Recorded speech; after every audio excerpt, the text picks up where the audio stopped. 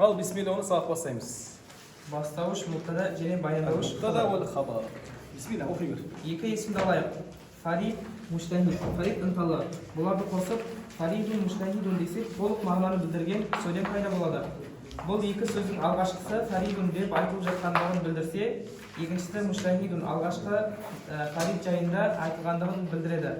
Міне, осындай жолмен екі есімнен құралған сөйлемде фаридун деп айтылған бөлігінде мубтада деп, ал сол жайында айтылған екінші бөлігінде хабар дейді. Bismillah velhamdülillah ve salatu vesselamu ala aşrafil enbiya'i mursalin ve ala alihi ve sahbihi ecmaîn. Mubtada vel haber. Arap tilindегі жалпы араб тілінде екі түрлі сөйлем болады. Cümletül fi'liye және cümletül ismiye.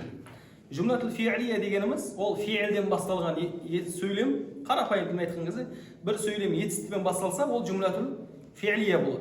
Bir söylem есіммен басталса ол cümletül ismiye болады. Міне сол cümletül ismiye екі нәрседен тұрады. Мубтададан, хабардан. Біздің қазақша айтқан кезімізде бастауыш және баяндауыш. Мубтада деген нәрсе не? Жалпы айтқанда бір сөз айтылады, бір есім айтылады, ол жайында әңгіме қозғалатын бір есім айтылады. Содан кейін сол есім жайында басқа бір есіммен, не болмаса бір сөйлеммен сол жайында хабар айтады. Сонда сөздің басындағы тұрған есім мубтада деп аталады, ал ол жайында хабар беріп жатқан бөлігі не деп аталады? Хабар деп аталады. Мысалы, фаридун, муштахидун. Мынау мубтада болады, муштахидун не болады? Хабар болады. И ал оп-оңай. Фаридун мубтада марфу'ун ва аламату раф'ихи ад-дамма, муштахидун хабар марфу'ун ва аламату раф'ихи ад-дамма. Кез келген сөйлем есіммен басталса, және ол мубтада болуға жарайтын болса, қазір иншалла шарттарын өтеміз, оны біз не дейміз? Мубтада дейміз. Ал сол сөз, сол есім жайында хабарлап келіп жатқан бөлігі не дейді екен?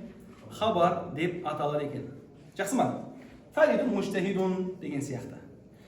Мысалы, Мухаммадун Расулуллах. Мухаммадун Расулуллахи. Расулуллах. Мухаммад мубтада, Расулу не болады? Оған хабар болады. Жақсы ма? Мухаммадун мубтада марфу алимату раф'ихи ад-дамма, Расулу хабар марфу алимату раф'ихи ад-дамма. Онан кейін өтеміз. Жақсы ғой, Жақсы. Кеттіңіз жатырайын. Мубтада болу үшін мағрифа болу шарт. Бізде мубтада болу үшін, кез келген сөз мубтада болу үшін не болу керек екен? Мағрифа. Әл-ма'рифа болу керек. Ма'рифа болу керек. Ма'рифа деген нәрсе не? Яғни белгілі болу керек. Мысалы, бізде ма'рифа деген нәрсе бар, накира деген нәрсе бар. Накира ол белгісіз. Біздің қазақ тілінде айтқан кезде жалпы есімдер және жалқы есімдер. Белгісіз деген ол жалпы. Мысалы, кітап, қалам, дәптер, өзен десем, ол нелер? Олар жалпы. Қайсы кітап, қайсы қалам, қайсы дәптер, қайсы өзен жайында айтып жатқанын ешкім білмейді. Ал егерде кәсіби десем, барлықтарың білесіңдер. Не болмаса, Нұрсұлтан ұстаздың кітабы десем, барлықтарың менің кітабымды білесіңдер. Не болмаса, Астана десем, барлықтарың білесіңдер. Яғни бізде бір сөзімізде сөз мубтада болу үшін, оның шарты не болу керек ол? Ол ма'рифа болу керек. Яғни барлығы ол жайында білу керек. Жақсы ма? Яғни біздің қазақша айтқан кезде жалқы есім болу керек. Және ол кәдімгідей үлкен әріппен жазылатын адамның аттары, жер су аттары деген сияқты дүниелер. Ал сол ма'рифалықтың неше түрі бар дейді? Кеттік артқа. Біріншісі аламия. Мысалы, Мухаммадун, Мисру, Рамадану, сол секілді. Екіншісі исм маусул. Мысалы, аллази, аллати. Үшіншісі исм дамир. Хуа, хия. Төртіншісі исм ишара. Мысалы, хада, хадихи. Бесінші алиф ләммен жалғанған есім. Мысалы, аль-китабу.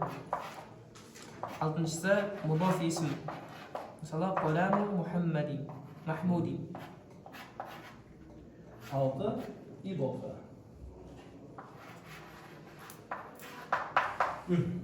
Бізде осы енді, біздің неміз мубтада болатын нәрселеріміз бар, ма'рифалар. Олар кімдер? Біріншісі аламия дейді. Аламия деген адамның аттары, жер судың аттары, қаланың аттары, жалпы үлкен әріппен жазылатын дүниелер. Олар не дейді? Олар аламиялар. Екінші исім маусулдар. Исім маусул деген мысалы әлләзи, әлләзина, әлләти, әлләуати деген сияқты сөздер. Үшіншісі кімдер? Исім дамирлер. Исім дамирлер. Хуа, хия, анта деген сияқты нелер? Исім дамирлер. Төртіншісі исім ишаралар. Хаза, хаза, хазихи, хаулаи деген сияқты нелер? Исім ишаралар. Одан кейін бесіншісі кез келген сөз, бірақ не болса? Әлифләмді болса. Әл-китабу, әл-қаламу, әл-курсию деген сияқты. Одан кейін алтыншысы не? Алтыншысы мудоф дейді.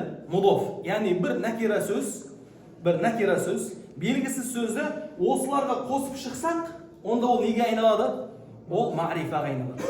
Мысалдарын оқыдым. Мудоф қаламу махмуди. Мысалы, бізге не берді? Қаламун деген сөзді берді. Қаламун. Жеке өзі тұрған кезде ол не? Бұл накира.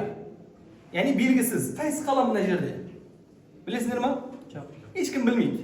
Бірақ осы жеке өзі тұрған кезде накира. Енді мен осы накираны мына жердегі 1, 2, 3, 4, 5 ма'рифалар бар емес па? Осыларға қоссам, бұл накира неге айналады?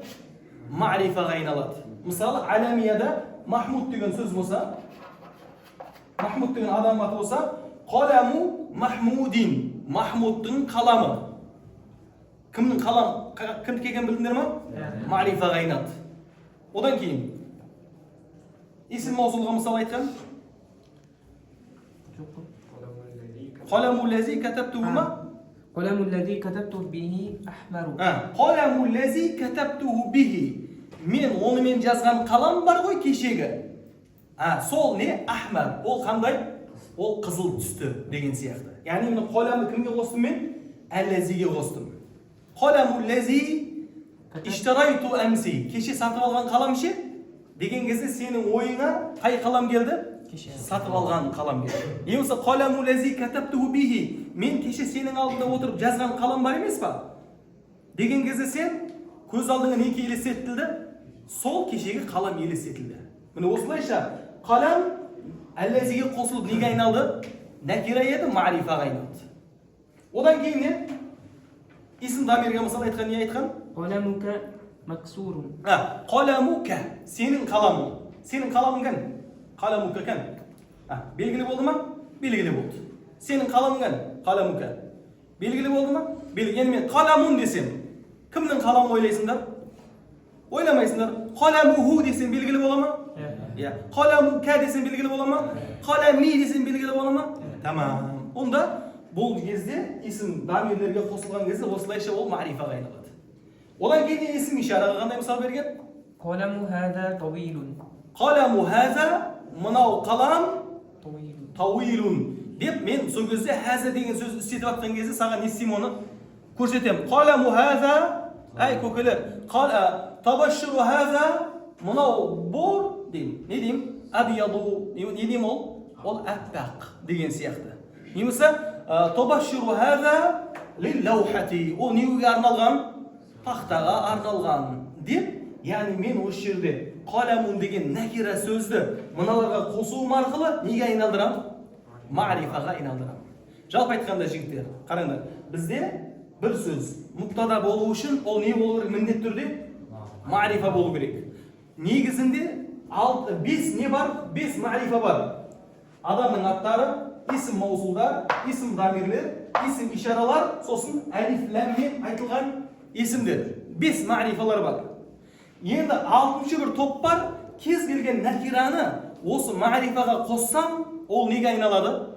Ол да ма'рифаға айналады. Мысалы, ең соңына не берген? Қаламут тилмизи ма? Қаламут тилмизи жадидун. Қаламут тилмизи, әт-тилмизи. Жақсы. Мен әлиф ләмді қашан қосам сөзге? Қашан бәрімізге белгілі болса. Мен осыдан алдым бір, мысалы, осыдан алдым бір қалам туралы тема қозғайын. Сөйтем де сөзімнің жалғасында әл-қаламу деп айтып кетем. Сол кезде сен қайсын ойлайсың? Бағанағы қозғалған қалам жайында ойлайсың. Жақсы ма? Alif лам сол кезде ғана қосылады. Жалпы айтқанда қашан менің мубтада деп айтайын деп тұрған нәрсем осы мa'рифалардың біреуі болатын болса, қорықпай оны не деп айта беремін мен? Мубтада деп атай беремін. Жақсы ма? Мынау фариду мубтада бола ала ма? Бола алады. Не үшін? Өйткені ол не? О аламия. Мысалы, қала мука деген сөз. Қала мука деген мубтада бола ала ма? Неге? Өйткені исм дамир не істеген ол? Қосылған. Не болса, хаза деген сөз. Хаза деген сөз мубтада бола ала ма? Болады. Неге?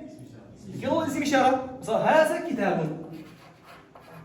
Китабун. Мынау мубтада, мынау не? Хабар. Жақсы ма? Мысалы, әнта деген сөз. Мубтада бола ала ма? Өйткені ол не? Исм дамир. Әнта алимун. Әнта мубтада, алимун хабар. Міне, мубтада деген осы жігіттер. Түсінікті ма? Мубтада дегеніміз сөздің басында келген исм. Оның шарты не? Шарт не болу керек? Ол аламия болу керек. Сонда ғана мен оған не дейін?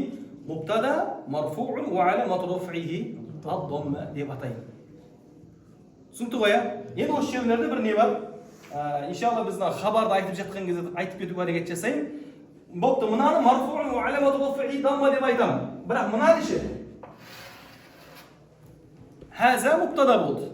Мысалы мына жерге айтайын. Хаза қаламун. Хаза қаламун. Еуроптаған кезде хазаны қайтып істеймін? Хаза бұл не? Исму ишара. Ишара. Мабниюн аля сукун. في محل رفع مبتدا.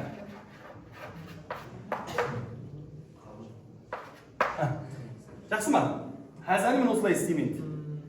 Хаза кез келген нәрсе. Егер де әлләзи тұрған болса да, әлләзи исм маусул. Мабниюн аля сукун фи махалли раф'ин мубтада. Мысалы, әнта тұрды. Әнта исм дамир. Мабниюн аля фатхи фи махалли раф'ин мубтада. هذه درده هذه اسم إشارة مبني على الكسر في محل رفع مبتدا. Жақсы ма? Мысалы, هذه سبورات деген сөз бар ғой. Сол жердегі هذه не болады? اسم إشارة مبني على السكون مبني على الكسر في محل رفع مبتدا болады. Яғни, маған не жоқ? Қатты қиыншылық жоқ. Кез келген мәбнилер муърабтың орнына келсе, бірінші оның кім екендігін таныстырамын. Сосын бар фи махаллин раф'ин қылып не қыламын? Мубтада қыламын. Түсінікті ма? Жақсы. Мына өшіреміз.